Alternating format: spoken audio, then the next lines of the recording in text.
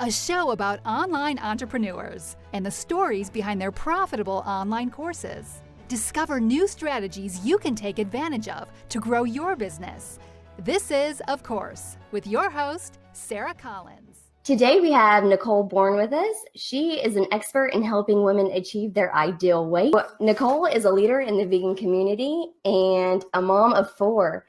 After losing 92 pounds herself, she lives a life of purpose. So welcome, Nicole. Good morning. Welcome. Good morning, Sarah. How are you? I'm excellent. Thank you so much for being here with us today. And let's You're just welcome. get right into it with your journey. So where did this all start for you? Everything started for me with my own personal journey. So I did not go into any of this looking to help anybody else. It was all about me at the time. It was just like wanting to feel better, wanting to be more confident, wanting to, fit my clothes better and have energy for my children, and just wanting to actually be happy in my life. So that's how I started with my whole vegan journey and losing the 92 pounds and finding my own confidence. And then, so how were you an adult when you started veganism, or did this start in childhood? No, I was an adult. I have 4 children, as you mentioned, and I started about 2 years ago. So I'm honestly a new vegan compared to a lot of people, but a lot of people look at my journey and are inspired, and I give a lot of information. So some people will say I'm an expert, but in the vegan community, I'm a newbie. Okay. And then, so you started adopting this vegan lifestyle, lost the weight, and started feeling really good. And then people started coming to you for advice. Absolutely. So I wanted to document my entire journey because I felt like if I put it out there, then I had no choice but to stick to it, because that's the kind of person that I am. I wanted to stick to it. So what I did was I started to post pictures, started to post recipes, talk about my journey, and other people just started randomly asking me, "No, Nicole, what are you doing? How are you losing the weight? I see your transformation. So what do I do and how do I get started?" Which turned into me creating a Facebook group so I could help everybody, because so many people were asking me questions, and that Facebook group turned into like a 600 person group, kind of like overnight. So that's how I got started with the business side of things. Excellent. I think that some of the best ones are when they happen organically, Right, some people go into it with a mission. And so obviously you had people who needed your help. Right. Did you have any struggles with that? I mean, it sounds like it was all pretty seamless. Like, did you have struggles with like sticking to your weight loss or helping these women? I had struggles more so, honestly, with helping other people. I had already made up in my mind that something had to change. Like, I was literally in what I would consider like a desperate place. Like, I'm 100 pounds heavier. My asthma is just going crazy. My anemia is going crazy. On Saturdays, on the weekend, when I'm supposed to be spending time with my children and being happy and going out, I'm like in a depressive state in my room, not wanting to get out the bed. So at that point for me, it was just like, I have to do this. Like, I have to do this for my children. I have to do this to be better for myself, to feel better. So for me, it was not really as much of a struggle to transition, because I had already made up in my mind prior to that I was going to do it. The struggle kind of came in probably when so many people started to ask me, because mind you, when I was doing this journey, I was doing it for myself and helping other people at the same time. So it's kind of like, you guys, I'm not there yet all the way, but I can help you as far as I've gotten, and I can give you what I have. So that was a bit of a struggle. And that kind of shifted gears when I decided, you know what, let me just make a group. And if I create a group, then I can just post every day, and when I'm going to exercise and what I'm eating and things like that, and people can take the information from there. So was that your strategy, to just pretty much post exactly what you were doing as far as like content creation? It wasn't very challenging because it was just documenting. Right. It was just documenting. It was just sharing what I was doing. It was not one of those things where I would sit down and like, oh, this is what I'm going to do for the day. You know how like you have those, you have your content calendar all scheduled out for 30 days. Like it was not like that. It was like, I wake up in the morning and whatever I'm eating, I'm about to take a picture and post a recipe under it. And when I get ready to go to the gym, I'm doing 15 minutes of cardio. I'm doing 15 minutes of weightlifting. And then I'm going to walk later with my children. And I would just take pictures and post.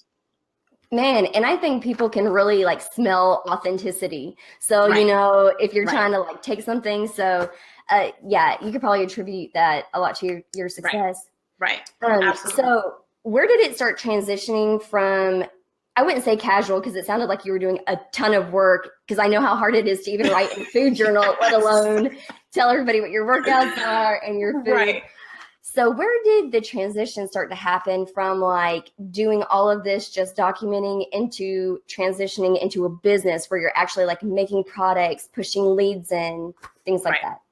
Right. So honestly, the 600 people in my group at the time were like, Nicole, you know, you can just start charging for this. You know, you can start charging for this, because I was actually doing one-on-one coaching sessions. I was doing a lot for free. In the beginning, I was doing a lot for free. If someone said, Nicole, can I speak with you about something? I would say, here's my cell phone number. Just give me a call. And then I would just have calls with people. And when it got to a point where other people were like, well, how do I just give you money? Like, how do I donate to you for all that you do? I'm like, sure, you can send it to my PayPal. I'm like, sure, you can send money to my PayPal. And I got my very first one-on-one coaching client because I was talking to her. I shared a post, like an in-depth post about, you know, how I was feeling when I very, very first got started. It was just like the most transparent that I had been in the group from the very, very beginning. She was a new person coming into the group, and she decided to work with me one-on-one. She related to my story a lot. And so what I said to her, I said, well, I can do one-on-one with you. And mind you, I had not had like pricing down, you know, like my program written out and solid. It was just, at the time, she wanted help, and I know I could help her. So we got on a phone call. I talked to her. I asked her a few questions, and I think I'm a people person, so I asked a lot of questions. I asked a lot of good questions. I took notes on what she was asking me, and with her responses to my questions and with the questions she was asking me, and I came up with a plan for her. And I made my first $700 in business from that one call. From that Wow. So that's how I got my very, very first paid client. And then did that kind of like boost your confidence on, I can actually monetize this? Yes, absolutely. It was like, wow, what did I just do? Like, how do I bundle that up and do it again? I was so excited because literally I sent her a PayPal link, you know, and this is one of the things that I'll just kind of infuse this in there. A lot of people are so busy looking at like all these business strategies and do this and do that, and they get caught up in that they don't realize that if they're just authentic, transparent, share their story, people will resonate with that. Get them on a phone, have a conversation. You don't have to have a website set up and a sales page and all that. I had none of that when I made that sale. I literally sent her a PayPal link, and she paid in a few seconds after we got off the phone, and we got started the next week. It was that simple. Oh my gosh. Yeah. So I attribute a lot of my confidence on the business side to that very day when I realized, like, you have the capability of doing this. Now you just need to, put all of the components into place to actually get it done. Very cool. So working with that one-on-one client, did it kind of like show you, okay, I'll need this if I'm going to work like with another client, or if I'm going to scale? Okay, first off, how long did you work with that client for? I worked with her for 90 days. So we did a 90 day process of just really showing her what to do, how to get started. And I mapped out everything based on a lot of the questions. It was really tailored to her. So it did not necessarily, it gave me the framework, but it did not necessarily mean that this was the way I had to do the next client. Okay. But it did help me a lot with looking at, what people are looking for, and as well as my group. So within my group, a lot of people would ask me questions. I would look at the frequently asked questions. I would look at, what people were commenting about and posting about and their struggles and things like that. And that helped me to frame what my next products should be. Oh, nice. Okay. After this first client, what was your very next step? Did you take another one-on-one? Did you say, hey, I think I can make a program? So actually, rewind a little bit, before I got the one-on-one coaching client, I was doing challenges every single month. Were they like free free challenges? I was doing free challenges for about 6 months. I was doing free 21-day challenges. So I basically took that program and the confidence that I got from booking this one-on-one client and said, let me just make this a paid program. And so right after her, I launched a paid program for 21 days using the framework that I used for the 21-day free challenges that I was doing for people at first. And then I created my one-on-one coaching program as well, and like a small group coaching program. And how much was that 21-day program? So the 21-day program was $21. I signed up and I did it at a cheaper rate because I wanted to see, at this point, even with that confidence, you're still kind of like, okay, somebody paid me $700, but I don't know if everyone will pay me $700. So I was like, you know what? I'm going to do a 21-day program and I'm going to charge $21 and I'm going to see how many people are interested. Well, I'm happy I did it for $21 because I ended up getting 500 people in that 21-day program. Dude. So it was like, okay, you really can do this. Like, you really, really can do this. So it was awesome. Did you have any issues with like refunds or people doing anything like that? No, it's so funny because the other day I got a $19 chargeback. And I was like, chargeback? Where did this come from? And I started to think about it. I was like, you haven't had not one chargeback in over a year of business. So Wow. That was my very first, like a couple of days ago, was like a disputed charge. And I was like, what is this? Yeah. So I thought that was funny. And did you just like Google how to set up payment account to do you deliver your content through courses or through ebooks, or how do you even run these programs? Okay, so I have several forms. And so one is I do ebooks. So I do have a lot of ebooks that are very detail oriented based on what people's goals are, like maybe weight loss, or maybe you're just getting started and you want to become a vegan, or you're just getting started, you want to become a vegetarian. I have things like specifically tailored to different individuals. So there are ebooks, there are courses, there are challenges. And so what I do is via my website, I use Squarespace, and Squarespace will automatically deliver ebooks if you have them attached, so people can just order them and it'll go directly to their email. If I do a course, it's typically an email course. If I'm doing a course, and then within a challenge, I will do like using Facebook or something like that, because I typically do it live. So I'll do like a Zoom challenge or something like that. I don't typically do recorded challenges or like recorded material, only not because it's not great, because that's a great way for a lot of people's businesses, but for mine, I think it's challenging to do it that way, just because people are going to have specific questions. So it makes it easier for me to be live, so I can interact and I can answer questions that are specific to whatever group that I'm dealing with. Awesome. So do you have a marketing strategy? I found you on Instagram. Right. Your Instagram account looks amazing. Thank you. So you're pushing it that way. Do you still have your Facebook group? Okay, so I closed down the Facebook group. And the reason being is because in everybody's journey, if you've been an entrepreneur or in business, you recognize when something is not producing the result that you desire. And I felt like it was time for me to kind of shift gears out of the group, just because it was a lot more activity. It took a lot more out of me. So that meant I would have to, post every day. I would have to show up every day. And let's just be honest, if you're not getting paid for it, it's like you're showing up every day for years and years and years. And yes, you might feel a little bad because, this is how you started and you want to let go. But I recognize that, it's time for me to kind of move forward and expand my brand in a total different way.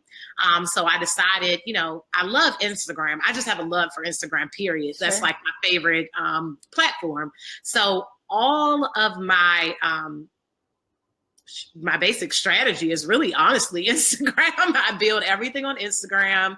I do a lot of live posts or live trainings or live workshops on Instagram. I answer a lot of questions there. I've built my community pretty much on Instagram. And so what is your highest price point product? So 101 with me, my highest price for 101 based on the program, because I have like 3 different programs that are 101.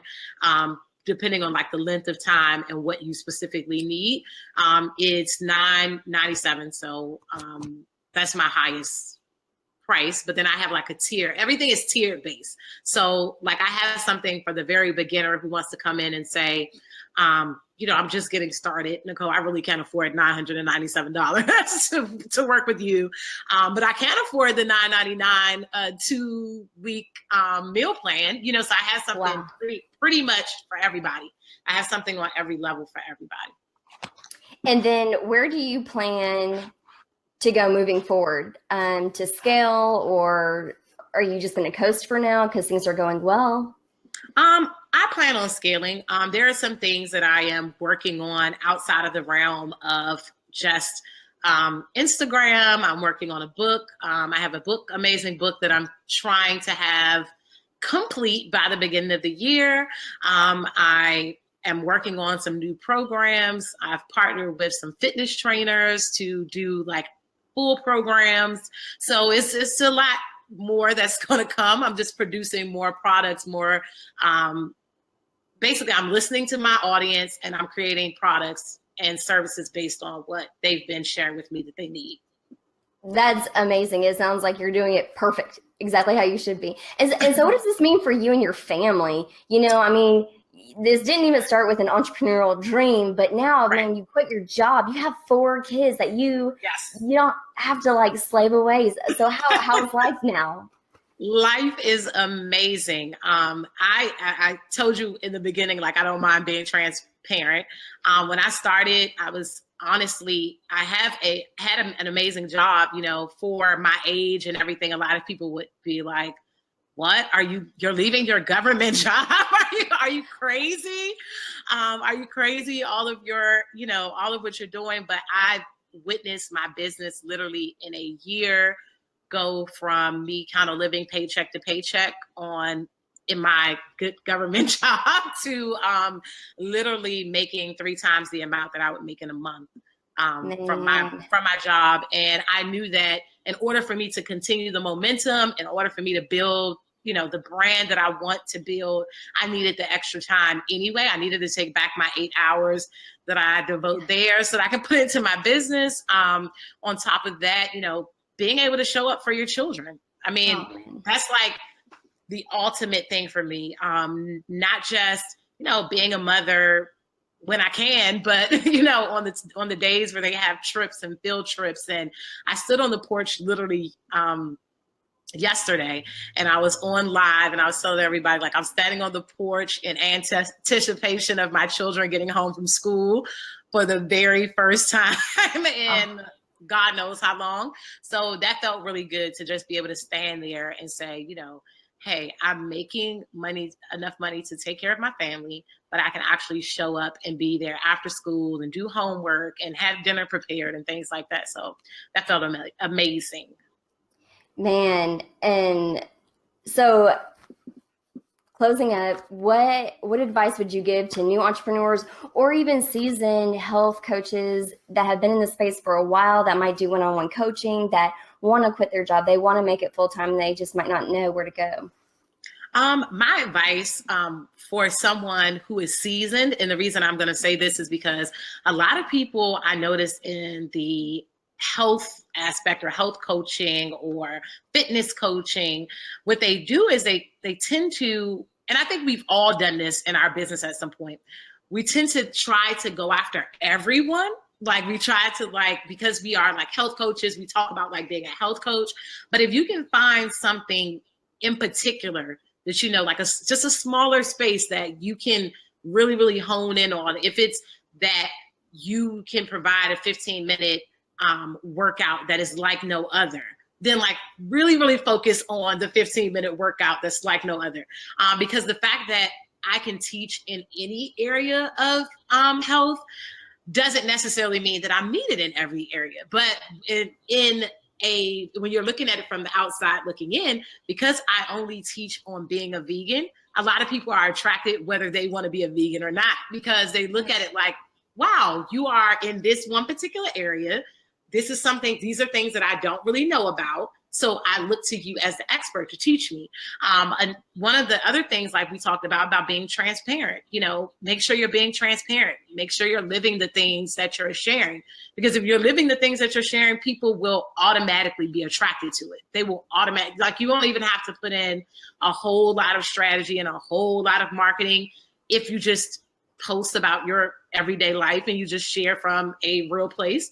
Another thing for those who are looking to, you know, monetize and get into a position where they don't have to work anymore, you know, look at creative ways, like really get creative. You know, don't do just the one-on-one coaching, because realistically, you will wear yourself out. You can't really, if you really think about it, you can't really, one-on-one coach everybody. You know, you can't be like, and you will never be able to really be like a millionaire from one-on-one coaching unless you get people to start paying you like thousands and thousands. But if you can do an ebook that is like step-by-step how to, a lot of that space is like where I make the bulk of my money. I make the bulk of my money from selling ebooks, which is like all the rave right now, because people are like, I can take this and I can put it on my tablet wherever I go. I can see I know exactly what to. One of the things that I sell is like a grocery list, like an ultimate grocery list. I can take this with me wherever I go, and I can go in the store and I can choose this and choose that. And that seems so simple, but people will pay for that. Like that seems like something so simple, but that is something that takes a lot of stress away from the person. It makes it easier for them when they get ready to go to the store. They can go in, get what they need, and come right back out with a few simple things and a few simple recipes. So it's kind of like, think from that perspective. What things do you find hard for the average person? And how can you make it simple? How can you make it simple, make it easy for them? And it becomes a no-brainer for them to purchase it, because it's something quick and easy, and it's not really expensive for them to purchase. Was that something that you discovered through questions in your group, where people like, man, what do I get when I go grocery shopping? I don't know. And then you're like, right, right. Okay. People would always say, like, I go into the grocery store and I dump. And actually, I think I might have started the conversation on this. It's like, you guys, do you ever just walk into the grocery store? Like, take some of your real life examples and infuse them. Do you guys ever walk into the grocery store and you leave out with a ton of stuff and you don't really have food once you get home? Like, once you get home, you realize you didn't buy anything to really make a meal. You have no idea what to eat now, because after you put everything away, you're like, what did I actually buy? And so I made that statement, and a ton of people were like, yes. And when I go to the grocery store, I buy things I don't need. And now that I'm switching over to being healthier, I don't know what to buy and what particular brands are good and things like that. So I began to make products based on some of those questions or interactions, which is why I think it's good to have conversations with your people. I have like 27,000 followers right now. And every time someone comments, every time someone sends me a DM, one of the biggest things that I can, share with anybody who has any business under any umbrella is communicate, like really have conversations and create relationships with people. And, it might seem time consuming, but these are the people who are, after you have a conversation with them, are going to click the buy button and say, you know what, I'm going to go buy this because you had a conversation with me. You explained it. I know it seems like a lot, like you have to explain your products a lot, but I promise you, if you explain your products, if you answer those questions, people will hit the buy button. When I go live and do like live conversations with people, and I may go on and give like 3 tips and open up for Q&A and allow people to ask me questions. Literally, when I get off, I can expect that I will make between $500 and $1,000 from going live, because they're looking for that interaction. People want to feel significant. People want to feel like, if I have a question or if I have a problem, I can come to you after I purchase, and things like that. So it gives you the opportunity to create relationships with people. And people, when you create those relationships, they want to support you. They look at it like, I am now part of, this movement, and I feel like I'm part of it. So I want to support it, and I want to donate, and I want to give. Like, people ask me all the time, can I donate? Can I just donate? You give me information every single day. I purchase a product, but I want to find other ways to help you. So it's really good if you can create a community and have conversations with people. Oh man, amazing. I mean, that is such great advice. Nicole, you have been an amazing guest. Thank you so much for hopping on with me. You guys, you can find Nicole at veganmomlifestyle.com. Definitely go check her out, follow her, see what she has going on, and we will stay posted. We would love to have you back on as a guest after you release your book. Absolutely. I can't wait. Okay, it was so great. Thank you, and we will see you guys later.